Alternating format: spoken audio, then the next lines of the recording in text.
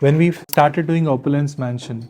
So it was one project where actually when the client actually came in and he said that I want something which is very different and very out of this world.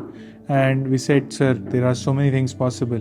He said, probably I would want you to explore the most possible creativity which you can in this particular project. When we started the project, they actually bought off a structure which was already there.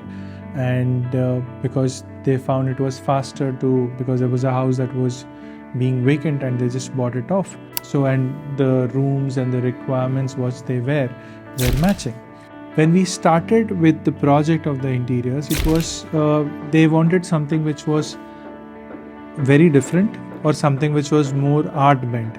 So when we gave options and we were actually trying to curate experiences which were not existent and something which was very unique for the city, and those things were what they have identified, they have liked. So once we look at the visuals of the basement, it looks very fairy. It was more like something from the fairy tale, but that was the kind of space making they were asking for.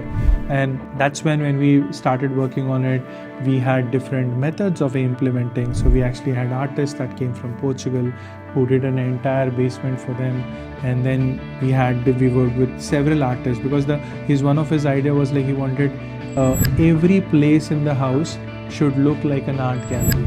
So rather than being more like a house as a private space, it was more of a social expression. And what they wanted, their ambitions, that they wanted a house to be like an art gallery. And when we were doing justice for it, where we could add value and make spaces which are vibrant and at the same time would be expressive of what they were interesting for. In fact, the interesting part was one of the bedrooms actually had a floating bed which was made